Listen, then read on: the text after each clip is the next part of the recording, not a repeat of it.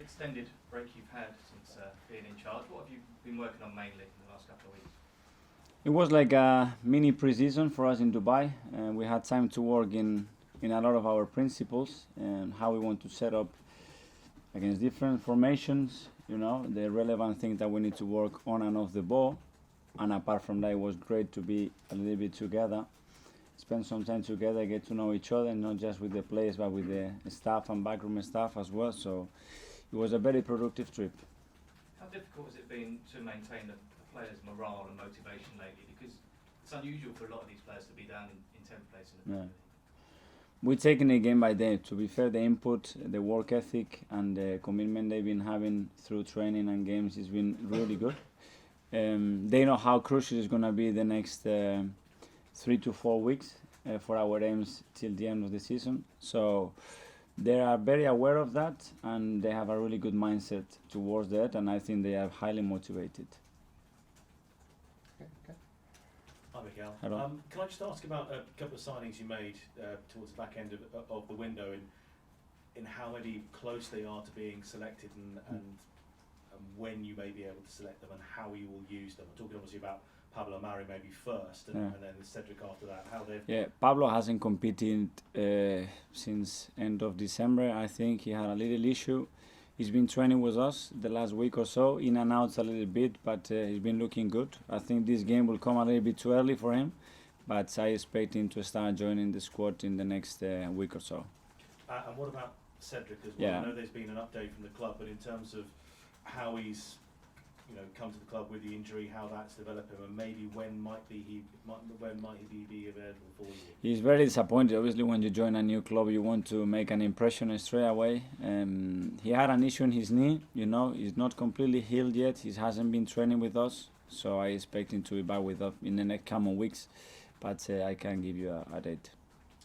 Also, just another one, Kieran Tierney. A lot of the injury looked bad, but is that maybe looking a bit better in terms of getting him back? He's doing very good progress, but we need to wait for the bone and the attachment with the tendon to heal before he can make any contact. He's been training.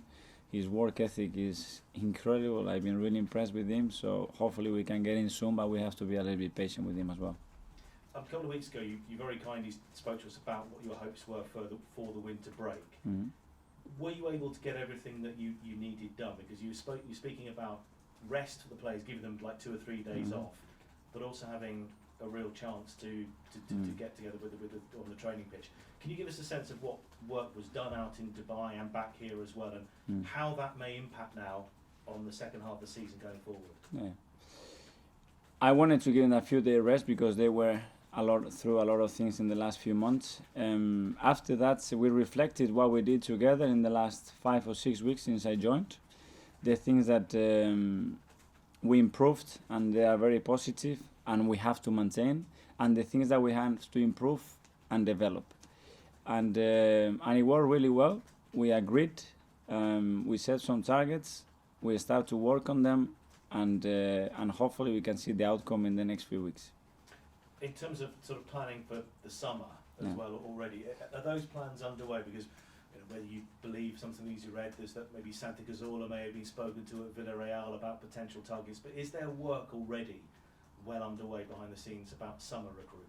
Absolutely, we have to plan, and we need to know the direction we want to head, and to do that, we need to bear in mind different scenarios, and with that in mind, I have to tell the club what we need, where we think we can improve, and where we want to aim. And if we all aim the same things, then we put a plan together to try to execute it and make the process as short as possible.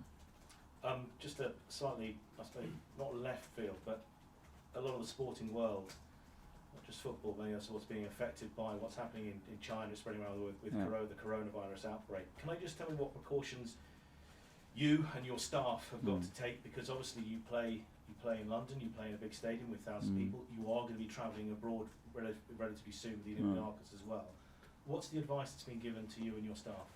We have great doctors here and people who's looking after our health. They'll be putting a plan together to try to keep everybody in safe hands. We have some protocols that we have to respect within the training ground, but as far as I know, everything is under control, but we have to be very aware, as you said. And just the final question from me, if I may, just on a couple of your younger players, just the impact they're having, and maybe how keen in time you are to tie them down on longer contracts as well. You know, Saka has looked very, very good filling in at left back, but I think he only has 18 months left to go. Is there any movement on tying him down to a longer contract? I'm really happy how they are developing. Part of that development is to improve the contract and tie them to the club, but that has to follow a natural process. We have Edu, we have Raul, Binay, and Haas, who are in charge of that, and I'm sure we will do the right things when players deserve to improve and extend their contracts. Mikel, you played in a 7-3 against Newcastle a few years back. What's more important to you as a coach, scoring goals or keeping goals out? It's winning. Obviously, that game for the crowd is great. For managers, it's not that great because that means balance-wise you suffered. But I love scoring goals for sure. I like attacking football, but I like attacking football while you control what the opponent does to you in your own box. Would you say you've sacrificed a bit of attacking flair for more defensive solidity? I don't think so. I think we had to generate some defensive stability, but not by defending deep. I don't like that. It's by defending high and threatening the opponent as much as possible. But the process to get there as many times as possible in the most efficient way has to be done properly from here. If not in 2 passes when you arrive there, that transition is impossible to control because you are too far from the opponent. So we need to do that first well to after be able to generate and sustain those attacks as many times as possible during games. Okay, last one on the broadcast then. Mikel, can I just ask, Unai Emery's been quite vocal recently talking about the squad, you know, questioning players, his attitude. Have you noticed that, or have the players noticed that, and if so, how have they reacted to those comments? Towards our players? Yeah. I haven't read anything about it, no. Okay, next is the section for 10:32.